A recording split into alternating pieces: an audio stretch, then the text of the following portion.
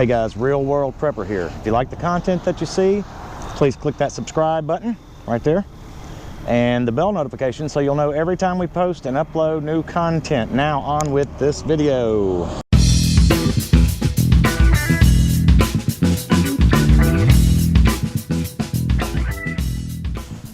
Hey guys, welcome to the Real World Prepper. It is 25 degrees out here and it's noon-ish, 25 degrees, and of course it's January, you know.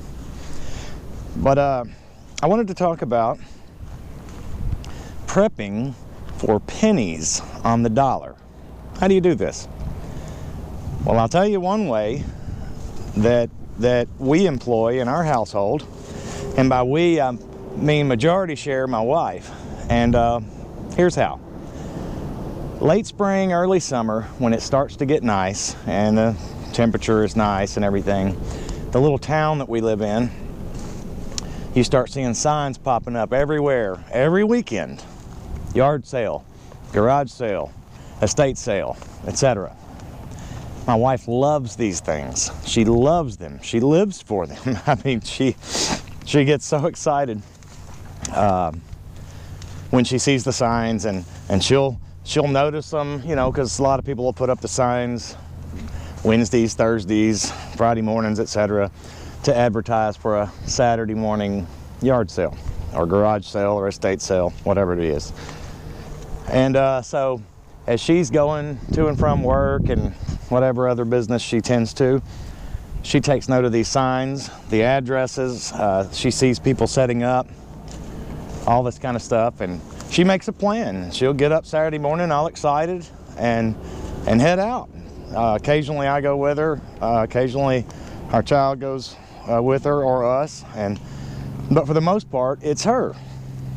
And she knows what to look for. Like I say, she's on board with this prepping movement. So, and she's not just looking for prepper items, she's looking for all kinds of stuff, you know, anything that jumps out at her as something that would be worth having for pennies on the dollar. If you've ever done any yard sale shopping or garage sale shopping or estate sale shopping, you know how this works. You know, people are just trying to get rid of what they deem to be their junk, and you know the old saying, one man's junk is another man's treasure. So if I'm not present, which again is the majority of the time when she goes and does this, if I'm not present, she sees something that she thinks might spark my attention or that I might be interested in, she'll take a picture of it, text it to me, you know, say, you know, they want 75 cents for this or whatever the case may be.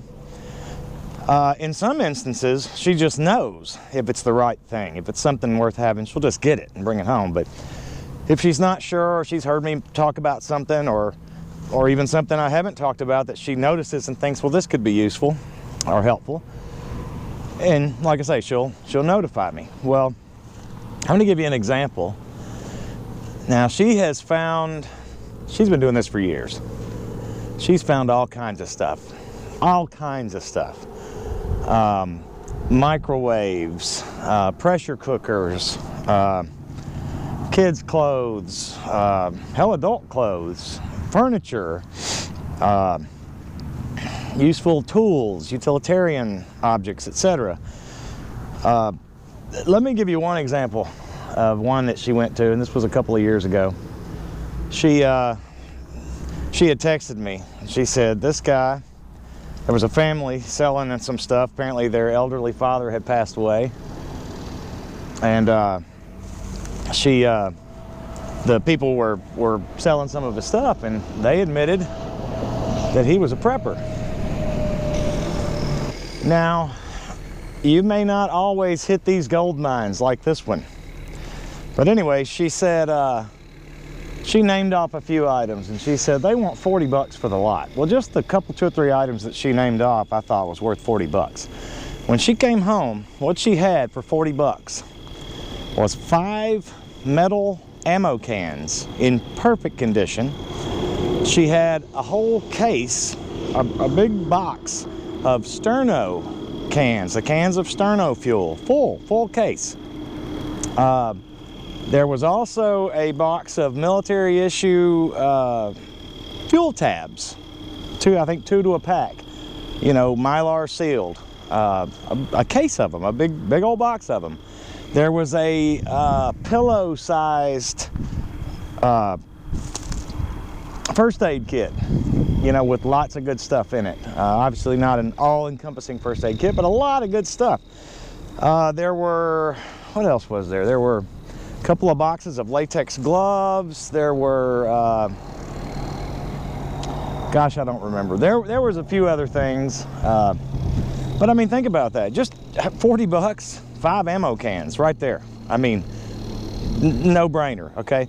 Now again, don't go out to the garage sales and yard sales and estate sales and expect that you're gonna find this kind of stuff, but there's always something, you know, even if it's not for prepping, there certainly are things that you can find, and pennies on the dollar. I mean, pennies on the dollar. These people just want to get rid of this stuff.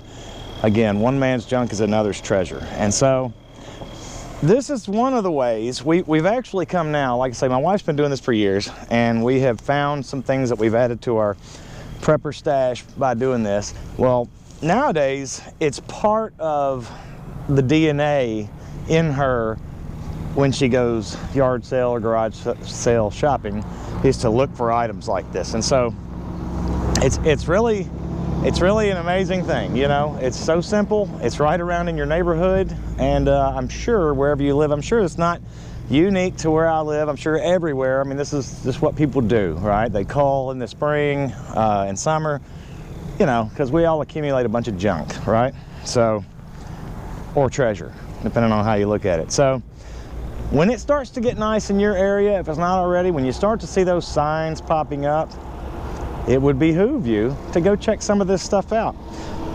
Real quick, another strategy that my wife employs when she does this is she'll go by early to these yard sales, and if there's something there that she knows is not gonna last, you know, that's gonna go quick, that she's interested in, she'll go ahead and give it, and give premium. And when I say premium, let's say it's a, you know, a $50 retail item and they want $5 for it, right? She might give $5 for it. But she'll circle back around 11 o'clock, noon maybe, to the same yard sales and start looking, because these guys by this time are packing up, ready to be done. You know, the rest of this stuff's going in the garbage or the Goodwill or whatever. And that's when she can get sackfuls of stuff. People will just say, you know, a lot of times people have given her stuff, said, look, we're done. The store is closed, this is going away, you take whatever you want at this point, you know. Now obviously the pickings are going to be slimmer at that point, but still, you can, you know, these are just simple real world ways to add to your preps, to add to your supplies for pennies on the dollar, if not free in some cases. And perfectly good stuff. I highly recommend it. My wife highly recommends it. And really, that's all I got today. Just another tip. This is prepping for pennies on the dollar with the Real World Prepper. And I thank you so much for joining me. Bye-bye.